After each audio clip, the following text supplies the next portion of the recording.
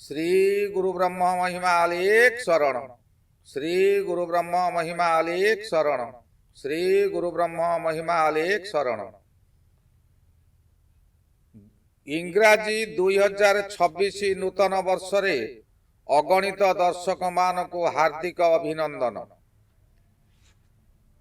आपण मानकु परम ब्रह्म परमेश्वर नूतन वर्षटी भलरे रखंतु, यह ही परम ब्रह्म निकट रे मोर प्रार्थना। 2026 मसीहा जानुआरी मासरे 12 गोटी राशि राशिफल विषय आलोचना करिबा। एही राशिफल आलोचना करिबा पूर्वरु आपण मानको मोर विशेष अनुरोध, जेउ माने चाकरी करिबा सकाशे बारंबार परीक्षा देई फेल मारुछंती किंबा कौनसी पिलांकर बयस होई जिबा परे मध्य विवाह होई पारु नाही, सेमानक सकाशे आपणकर जन्म कोष्ठी ज्योतिषंकु देखाई ताहार प्रतिकार करंतु। आमर एही तले दिया जाइतिबा मेल आईडी रे निजर नाम, जन्म तारीख, जन्म समय और जन्म स्थान प्रेरण करंतु।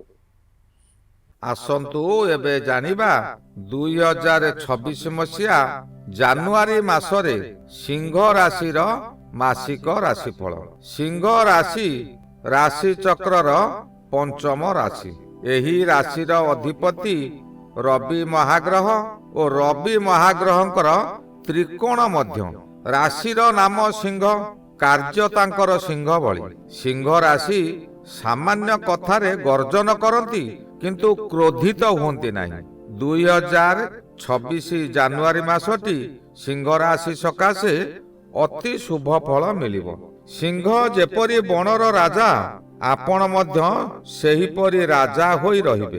पूर्वरु किछि वाद विवाद थिला, आपनकु कोर्ट कचेरी मध्य जिबाकु पडुथिला, एबे से सबु समाधान होई जिवो। केस गुड़िक आपणक सपक्ष रे जिवो। आपण जेउ व्यवसाय करुथिले ताहा बंद होई जिबार थिला बा बंद हेबा भली होई जाइथिला, एबे ताहा पुनराय चालू हेबो। आपणक व्यवसाय केंद्र को नव कलेबर आपण करि पारंती। नूतन व्यवसाय करी सुख्याति अर्जन करिवे। सिंह जेपरी निजे शिकार न करी सिंही द्वारा शिकार कराई आहार कराए, एही व्यक्ति निजे किछि न करी मंत्रणा देई समस्त कार्य अन्य द्वारा हासिल करंती। सर्वदा अन्य को मंत्रणा देई निजे बलियान बोली परिचित करांती। पाख व्यवसायी मानकु निज कब्जा को आनी तांकु तली तलांत करि दियंती। एही सबु कर्म मध्य वयस्क व्यक्ति माने करि पारंती। मासर 14 तारिख ठारू आपणकर तेज अधिक वृद्धि हेबो। आपण शत्रु मानकु एपरि मुकाबिला करिवे जे शत्रु माने माटी कामुडिबे।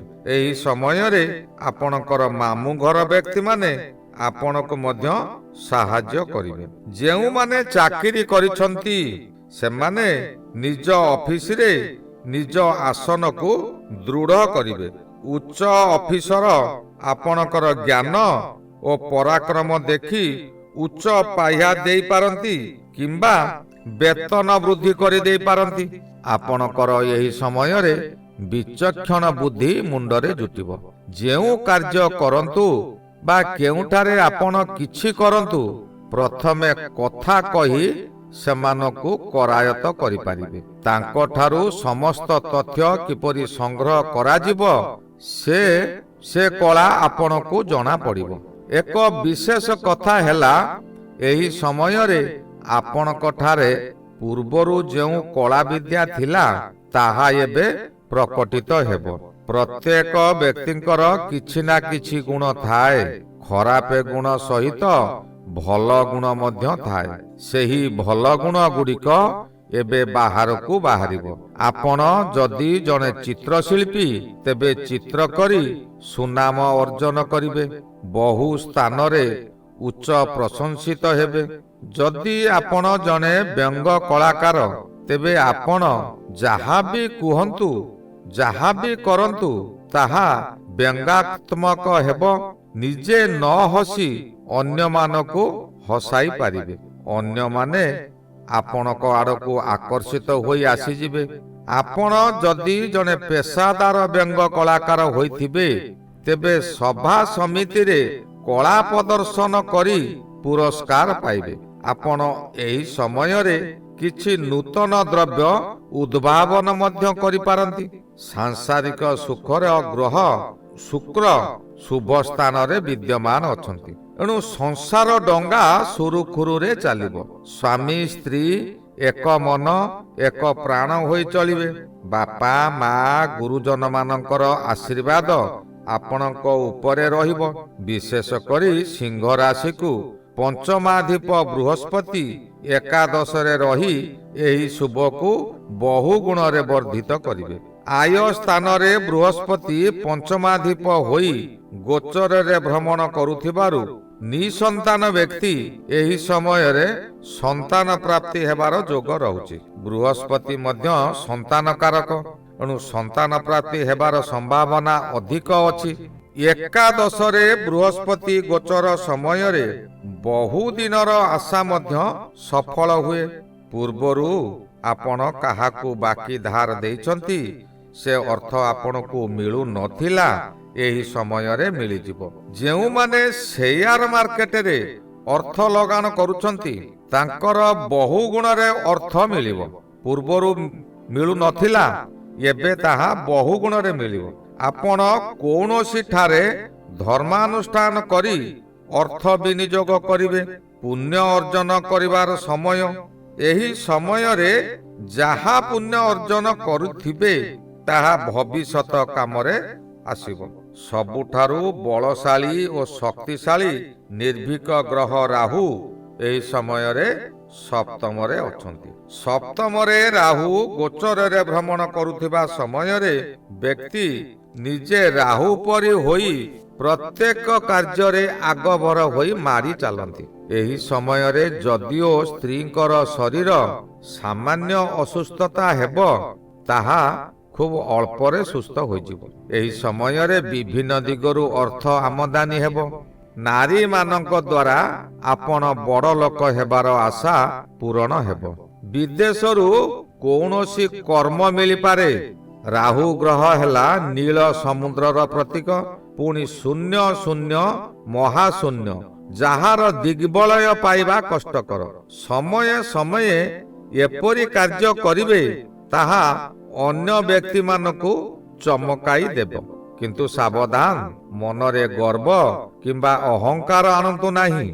ମନରେ ଗର୍ବ ଓ ଅହଙ୍କାର ଆଣିଲେ ଆପଣଙ୍କୁ ଶନି ମହାଗ୍ରହ ଅଷ୍ଟମରେ ରହି ବିପଦରେ ପକାଇଦେବେ।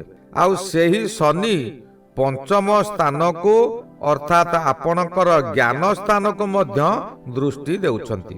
ଆପଣଙ୍କୁ ପରୀକ୍ଷା ସ୍ୱରୂପ ପ୍ରଥମେ ଶନି ଅଜ୍ଞାନ କରିଦେବ। ଆପଣ ଭୁଲ କାମ କରିବାକୁ ମନ ବଳାଇବେ। ଆପଣଙ୍କ ପାଖରେ ପ୍ରଚୁର ଅର୍ଥ ବଳ ଥିବ, ଏଣୁ ଆପଣ କାହାରିକୁ ଖାତିରି କରିବେ ନାହିଁ। ମନରେ ଦମ୍ଭ ଥିବ। ପ୍ରତ୍ୟେକ କାର୍ଯ୍ୟ ଆପଣଙ୍କର ସୁରୁଖୁରୁରେ ହେଉଯାଉଥିବାରୁ ମନରେ ଗର୍ବ ମଧ୍ୟ ଆସୁଥିବ। ଯେକୌଣସି କାର୍ଯ୍ୟ ଆପଣ କରିବାକୁ ଆଗେଇବେ ବା ଆଗେଇ ଯିବେ, ମନରେ ଦମ୍ଭ ରଖି ପ୍ରତ୍ୟେକ କାର୍ଯ୍ୟକୁ ଆପଣ ଆଗଭର ହୋଇ କରିବେ। ଏହିପରି କାର୍ଯ୍ୟ କଲେ ଆପଣଙ୍କୁ ଶନିଦେବ ବିପଦରେ ପକାଇ ଦେବେ। ଏପରିକି ଏହି ସମୟରେ ରାସ୍ତା ଦୁର୍ଘଟଣା ମଧ୍ୟ ହୋଇପାରେ। ଯାହା ବଳରେ ଆପଣ ନାଚୁଥିଲେ, ତାକୁ ଆପଣଙ୍କ ନିକଟରୁ ଦୂରେଇ ଦେଇ ପାରନ୍ତି। ଯେଉଁ ବ୍ୟକ୍ତି ଆପଣଙ୍କୁ ସାହାଯ୍ୟ କରୁଥିଲା, ଆପଣଙ୍କର ପାଖେ ପାଖେ ରହି ଆପଣଙ୍କର ଭଲମନ୍ଦ ବୁଝୁଥିଲା, ସେ ବ୍ୟକ୍ତିକୁ ଆପଣ ଆପଣଙ୍କ ନିକଟରୁ ଦୂରେଇ ଦେବେ। ବହୁ ଅର୍ଥ ବ୍ୟୟ କରାଇ ଦାଣ୍ଡର ଭିକାରୀ କରାଇ ଦେବ ଶନି। ଆପଣ ଯେଉଁ ଡାଳ ଧରିବେ, ସେ ଡାଳ ଭାଙ୍ଗିଯିବ। କେତୁ ଗ୍ରହ ମଧ୍ୟ ସିଂହ ରାଶିରେ ଅଛନ୍ତି। ସିଂହ ରାଶି କି ଜନ୍ମ କେତୁ। ଶନି କେତୁ ଗ୍ରହ ମାଧ୍ୟମରେ ଆପଣଙ୍କୁ ଉଚ୍ଚ ଆଶା ଦେଖାଇବ। ପ୍ରତ୍ୟେକ କାର୍ଯ୍ୟରେ ଆଗକୁ ଆଗକୁ ଯିବା ପାଇଁ କେତୁ ବାଟ କଢାଇଦେବ। କିନ୍ତୁ କେତୁ ହେଉଛି ଏକ ଆଶାବାଦୀ ଗ୍ରହ।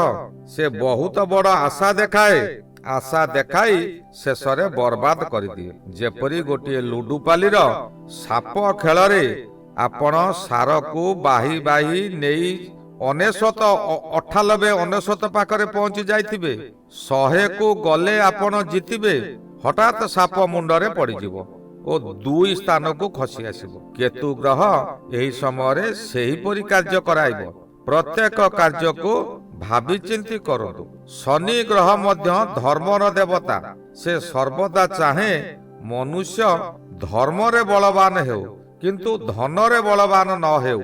ଆପଣଙ୍କ ନିକଟରେ ଧନ ଅଧିକ ହୋଇଥିବାରୁ ଆପଣଙ୍କ ମନରେ ନିଶ୍ଚିନ୍ତ ଗର୍ବ ଆସିବ, ଦମ୍ଭ ଆସିବା ସ୍ୱାଭାବିକ। ଏଣୁ ଶନି ଦଣ୍ଡିବେ ନାହିଁ, ଦଣ୍ଡିବେ କେବଳ ଏହି ସବୁ ଗ୍ରହ। ଏହି ସବୁ ବିପଦରୁ ଉଦ୍ଧାର କରିବାକୁ କେବଳ ଆପଣ ଗୁରୁ, ଯିଏକି ଆଦ୍ୟ ଗୁରୁ, ପ୍ରତ୍ୟେକ କାର୍ଯ୍ୟରେ ସେ ଗୁରୁ। ସେ ଗୁରୁ ହେଉଛନ୍ତି କିଏ? ନା ସେ ଗୁରୁ ହେଉଛନ୍ତି ମା। ଆପଣ ପ୍ରତ୍ୟେକ ଦିନ ନିଜ ମାଙ୍କର ପାଦ ଧୂଳି ମଥାରେ ଲଗାଇ ଯେକୌଣସି କର୍ମ କରିବେ ବା ଯେଉଁ ସ୍ଥାନକୁ ଯିବେ ତହିଁରେ ବିଜୟ ଲାଭ କରିବେ। କାରଣ ସମସ୍ତେ ମୁଖରେ ଆଶୀର୍ବାଦ ଦିଅନ୍ତି, କିନ୍ତୁ ମା ତାଙ୍କ ଅନ୍ତରରୁ ଆଶୀର୍ବାଦ ଦିଅନ୍ତି। ସେ ଆଶୀର୍ବାଦ ହେଉଛି ସର୍ବଶ୍ରେଷ୍ଠ। ଏହି ଗଲା 2026 ମସିହା ଜାନୁଆରୀ ମାସରେ ସିଂହ ରାଶିର ମାସିକ ରାଶିଫଳ। ଶ୍ରୀ ଗୁରୁ ବ୍ରହ୍ମ ମହିମା ଅଲେଖ ଶରଣ। ଶ୍ରୀ ଗୁରୁ ବ୍ରହ୍ମ ମହିମା ଅଲେଖ ଶରଣ। ଶ୍ରୀ ଗୁରୁ ବ୍ରହ୍ମ ମହିମା ଅଲେଖ ଶରଣ।